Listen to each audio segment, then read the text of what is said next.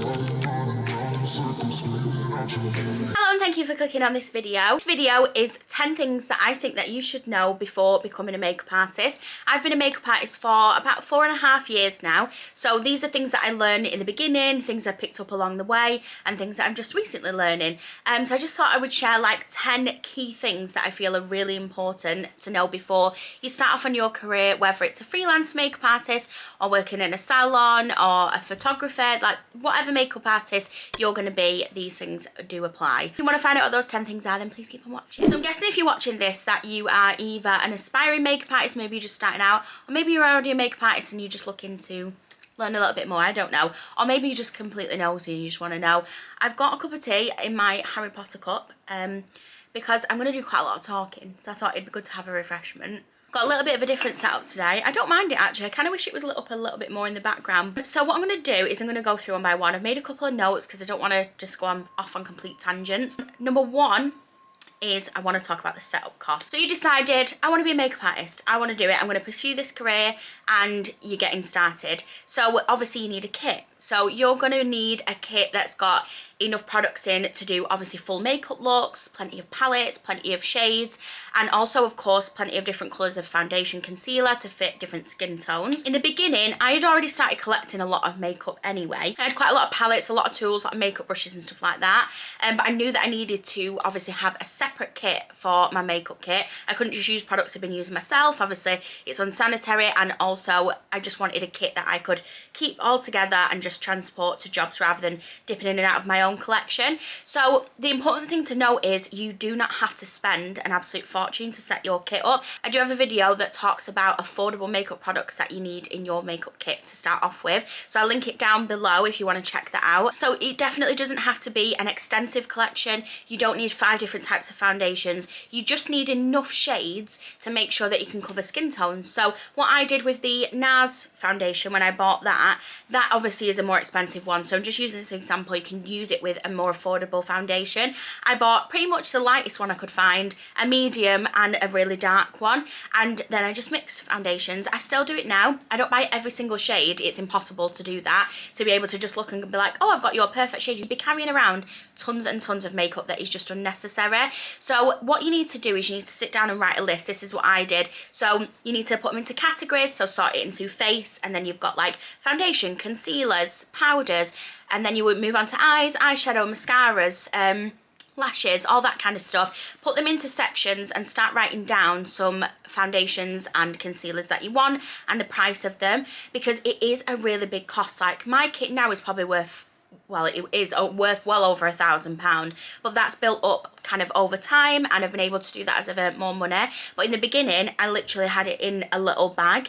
So you just need to make sure that you're prepared. You obviously don't want to turn up to a makeup appointment and not be prepared for someone. So the setup cost is something that I think people kind of overlook a little bit, and it obviously does get really costly, but you don't need to spend a fortune on products. Don't go out and buy NARS and Charlotte Tilbury and stuff to start off with. You won't be charging enough to justify using those products as of yet. So in the beginning, use your more high-end brands, things that you can get from Boots. Like I said, I do have a video on it, so I'm not going to go into it too much, but that is number one. Number two is brush up on your customer service skills. Obviously it's a very personal, very interactive career. Every job that you do, you're working with a person, you're going to be chatting, you're providing a service for them, and obviously a lot of that happens as well before you actually get to the appointment. So booking in the time, the day, taking deposits, just making sure that everything's set up for the actual day. Obviously you've got to get there, and then when you're there, obviously there's a person sat in your chair, you're not working on a robot. It's good to have good personal skills.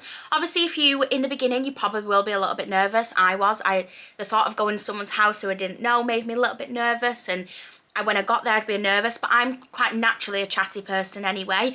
I've worked in retail before, so I've definitely had some customer service training in the past, but I would say if you've never had anything like that before, just brush up on ways to speak to people in a professional manner. And obviously you can keep it light-hearted. I like to be friendly with my clients, but I think that it's important to remain professional at the same time, because you are providing a service that they're paying for.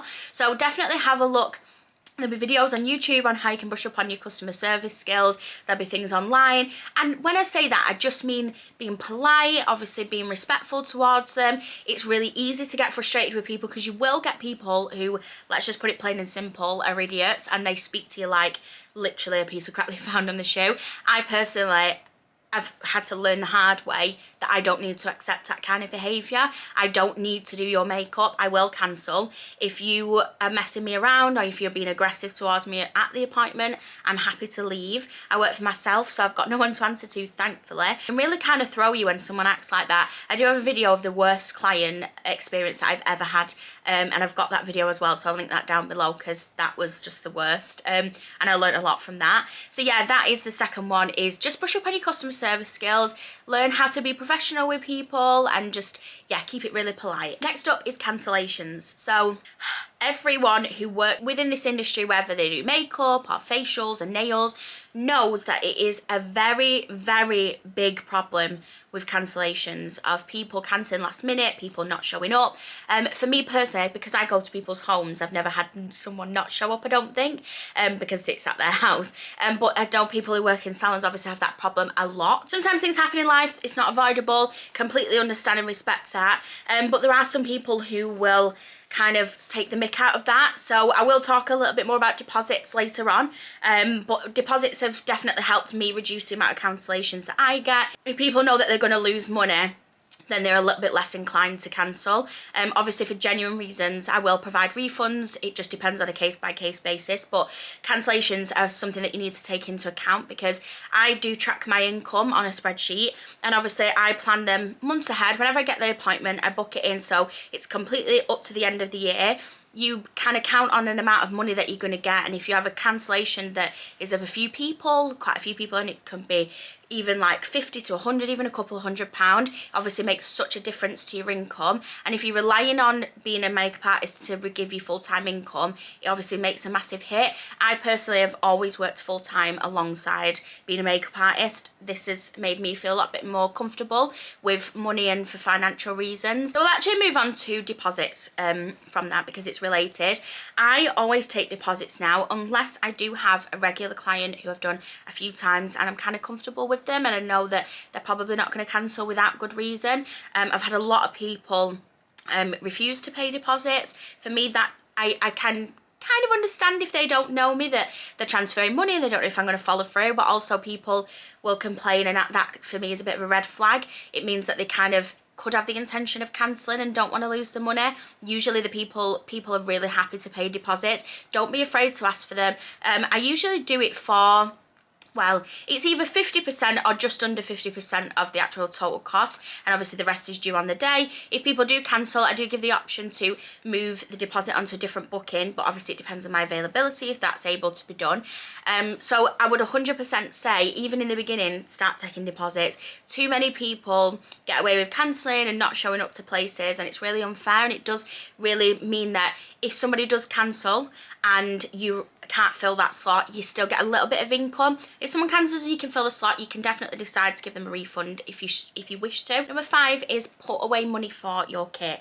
So one thing that I did make a mistake of probably earlier on is I would get this money in and I would see that as my income, obviously, and I would go out and spend it. Put any money away for replenishing my kit, for lashes, and then obviously it would come to something running out or needing new lashes, and I'd have to kind of pay that out of my own wages from my full-time job. Whereas really what you need to be doing is putting some money aside to replenish things in your kit for when they run out, or buy new products that come out, and obviously you're gonna have to be replacing your false lashes all the time. So definitely make sure that you're putting money aside for your makeup kit. I could not stress this enough. Number 6 is word of mouth is probably the most important marketing tool that you can ever have. Obviously you don't technically do it, but having people recommend you is probably, well, for me, is definitely one of the biggest sources of my bookings. I always get messages of people going, oh, I know this person, you did this person, you did my friend's makeup, this person passed me details, or it happens all the time. People do find me through Instagram and stuff like that, obviously if they're searching for like Manchester makeup artists or MUA, but the majority of it are either people that I have already done before, so regular clients, or people who know my regular clients or people I've done. And that is honestly one of the biggest biggest ways that I actually get my bookings. So obviously that's not technically in your control. You can obviously ask people, you know, if you know anyone else who needs some makeup doing, would you be able to give them a business card? I've got some business cards made up, or just say pass on my number, give them my Instagram. You can also offer incentives. So I made offers and said, if you refer a friend, you get your next appointment half price. So if you refer a friend, both get 10% off. I used to do offers like that all the time. I don't do as many offers now that I've progressed into my career a little bit. I do them on special occasions, and I do actually offer discounts for multiple people booking in, but I just kind of do that as the bookings come in rather than putting them as an offer out there on my page. But offers really did help boost my income in the beginning. People obviously love saving money. I would put vouchers on Instagram story and be like, screenshot this and bring it to an appointment and you get 15% off, and people really did take advantage of those kind of things, and I think it gave people a bit more of an incentive to book in. So definitely say that is really, really important, is making sure you provide a good service to people so that they actually want to recommend you as well, is a really good way for getting word of mouth bookings. Number 7, you will not be happy with every single makeup look that you do. So I really struggled in the beginning with confidence issues and feeling a little bit anxious about the work that I had done. People would be telling me they loved it, and I'd come away and be like, I wish I did this different, I wish I did this different. That kind of never really goes away. You never really do every makeup look and go, that looks incredible. Like, you can be happy with what you've done and think you've done a great job, and obviously you've been working on your skills and they're happy with it, but you're never going to come away from every appointment going, I smashed that, I did that, that makeup was perfect. That doesn't happen.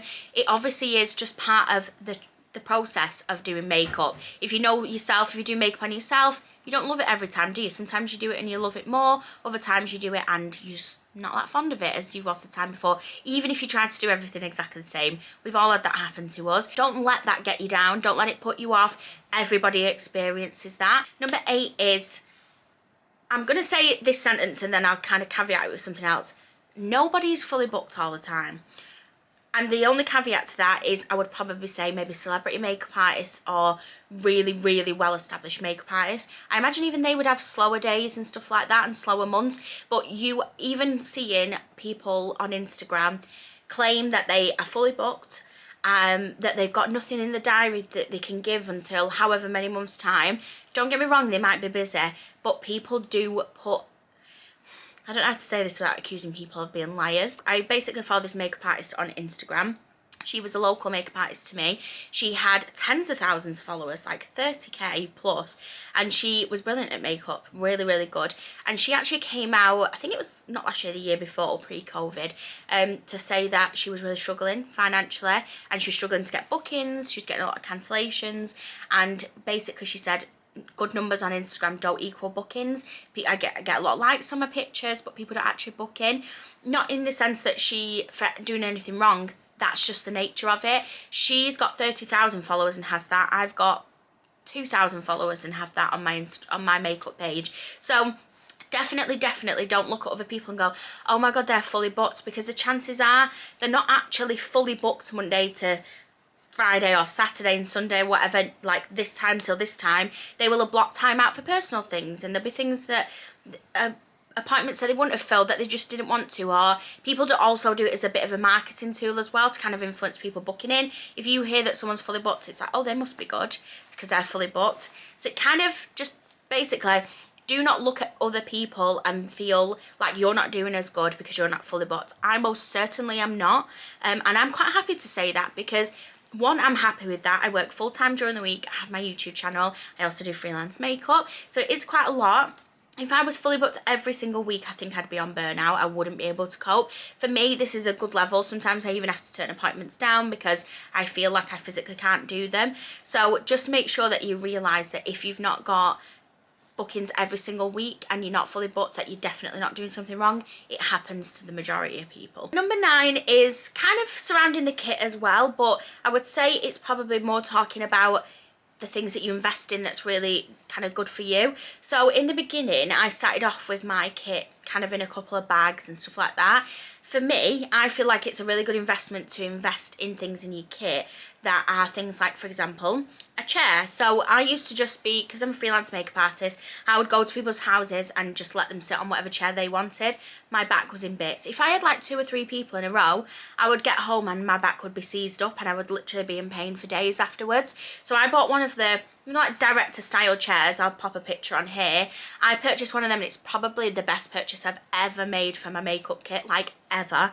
I'm obsessed with it. It's a bit of a nightmare to carry it around everywhere, I'm not gonna lie, because it is really awkward, but my back thanks me for it, so that to me is a really good investment. Another one is my lighting. So I always carry a ring light with me, and I also carry a little box light. I do prefer the box light just because it gives off a lot better light than the ring light does, but the ring light can be plugged in, whereas the other one runs off batteries, which can be a little bit temperamental sometimes. So I'm going to link those, what I've got, down below. I'll link my ring light and the light as well, and also a chair similar to mine. Just makes life a lot easier, makes things look a lot better. And I also now obviously have my kit in a suitcase with all bags separated. I do have a video that I posted maybe about 6 months ago decluttering my kit, so I'll actually pop that down below as well, because you'll be able to see what my kit looks like. It's developed a little bit since then, but the majority of that is still the same. And number 10, this is the last one and the most important one, and that is, if you are thinking of becoming a makeup artist and you haven't taken the plunge yet, just do it. Stop waiting. There isn't a perfect time. You shouldn't wait until you're better. You shouldn't wait until this. You shouldn't wait at all, because the only way to get better at doing makeup on people is to practice by doing makeup on people. Doing makeup on yourself is great. It can give you the foundation to your makeup skills. Doing it on other people is a whole other ball game, and it's something that you can only learn by doing it. I'm not saying jump in and start charging everyone like the standard industry price when you're just starting out and you're new. I'm talking about just get into it and do it, whether that means going on a course, whether it means developing by practicing on friends and family. It's really, really important to just do it. I get messages all the time of people saying, I really want to start, but there's loads of makeup artists in my area, or I'm just not that confident, or can I do it, can I do this? Just do it.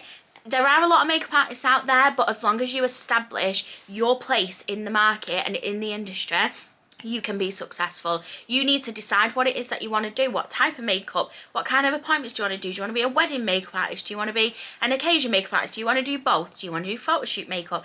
Do you want to do special effects makeup? You decide what kind of makeup you want to do. Focus on that and get really good at it. That is literally the best piece of advice that I can give anyone. I put off becoming a makeup artist for about 3 years because I had lacked in confidence. I didn't feel I could do it. I was embarrassed to tell people I wanted to do it, because I was thinking people are going to think I'm going to fail. And you know what? I woke up one day and thought, fuck this, I'm not doing this anymore.